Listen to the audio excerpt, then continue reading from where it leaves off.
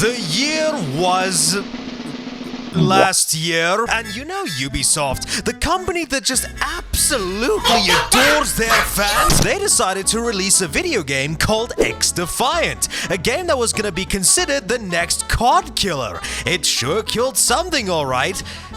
Itself. Now, as I'm pretty sure if you follow video gaming in any capacity, I think it's safe to say you know pretty much everything there is to know with the current state of XDefiant and how only a single year after its launch, it's already fucked. So, I guess to send this game on its merry way, I decided to have one final look back on one of Ubisoft's biggest flops, and to just give you a little bit of an insight into the final state that this game is left in. So let's rewind our clocks back to 1998. This was when I was born. Then we fast forward to 2021, when the first announcement of XDefiant was making the rounds. Only then, it was known as Tom Clancy's XDefiant. And as we can see here in its early gameplay footage, its inspirations are quite clear. 3 years later, one title change and plenty of closed alphas and betas later, the game launched on May 21st, 2024. And the game launched to a collective fanfare of...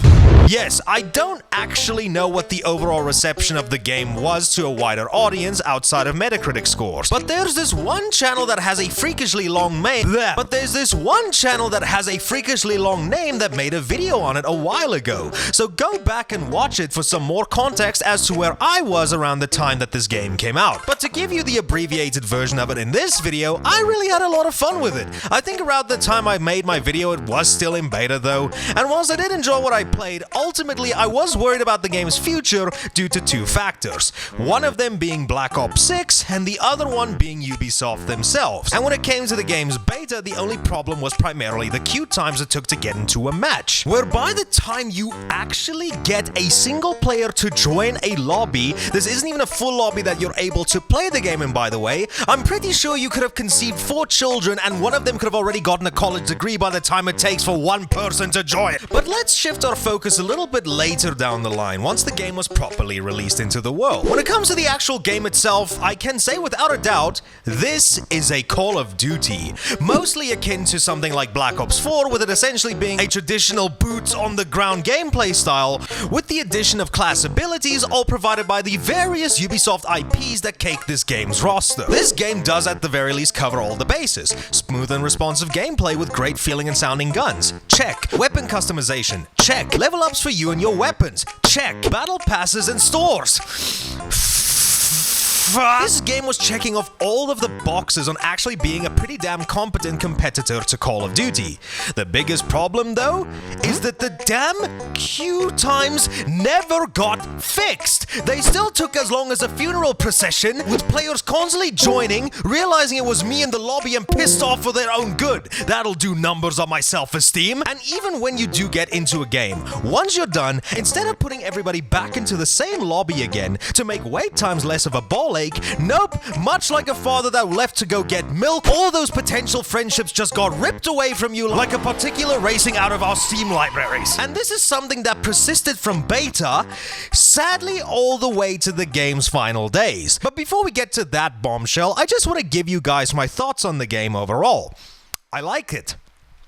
I really liked it. This game was genuinely the type of Call of Duty experience I wanted, since Call of Duty nowadays are too busy rubbing shoulders with Nicki Minaj and Homelander. I know I mentioned that this game kinda takes its cues from Black Ops 4, but in a sense, this game really feels more like a spiritual successor to Black Ops 2 in terms of its gameplay and flow, only now sprinkled with hero shooter mechanics because of woke. And no matter what game mode I ended up playing, I had fun. Except for that stupid payload mission. I hate these types of game modes, they can suck my dick! But sadly, getting to that fun led me to needing to sit like a good little boy and wait. But then you realize that I'm 26 and I don't have time for that shit, so Redfall it was. But now sadly, we reached December 3rd of 2024. After multiple rumors of a potential cancellation, despite Mark Rubin's statement that that shit just won't fly, XDefiant would be shutting down on June 3rd of this year.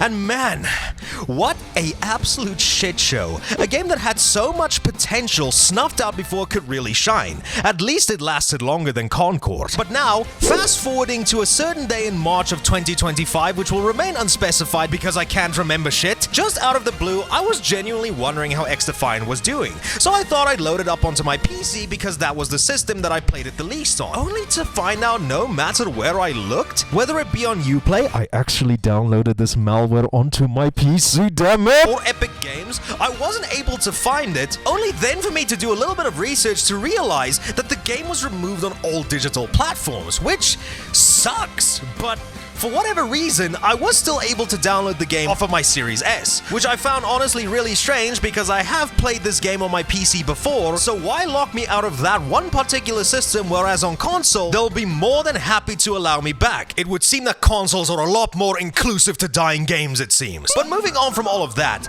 I ended up downloading the game and was once again met with the exact same problems as before. And can you guys guess what that? The queue times still take longer than me deciding whether or not what I'm doing in my life is worth it. At least now you can Assassin's Creed. I shit you not, in my probably final, I don't know if I'm gonna come back to this later for another milking session, revisit to XDefiant, I think a total of 3 of 4 matches that I was able to play were against actual players. The rest of the games were only against bots. So it's kind of clear to me that the rest of the community already moved on with their lives, and only a select few people want to still experience this game all before it's gone.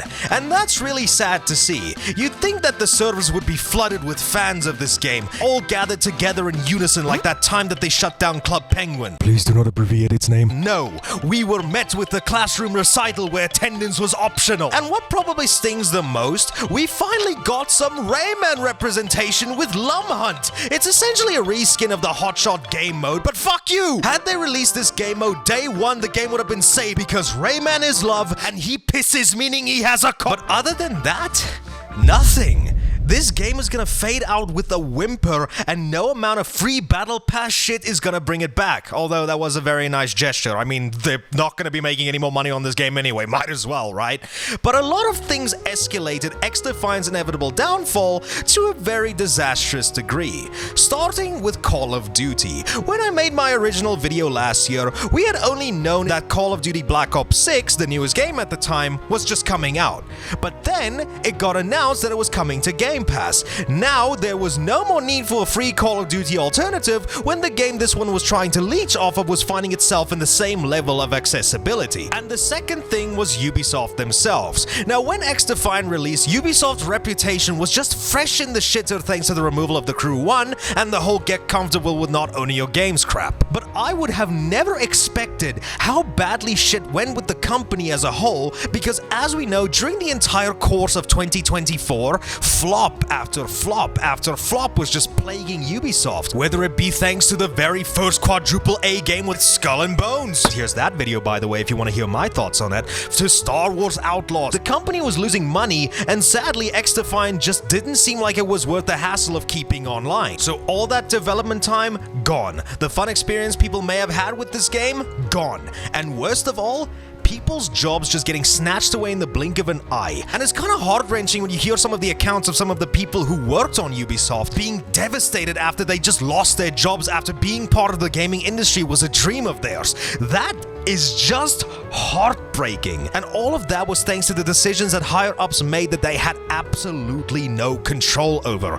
I really hope the people that were affected by this entire thing are able to recover, because this just sucks. It's really just a shame, and not even like a funny one like Ubisoft's other flops like Star Wars Outlaws, which I can make an entire hour-long video ripping to shit. This is just a game that I think could have had so much potential and would have just been a fun little game with a dedicated community. But sadly, thanks to Ubisoft's bullshit and other factors external from the company, XDefiant just sadly wasn't meant to be. And that's why I think personally that XDefiant failed.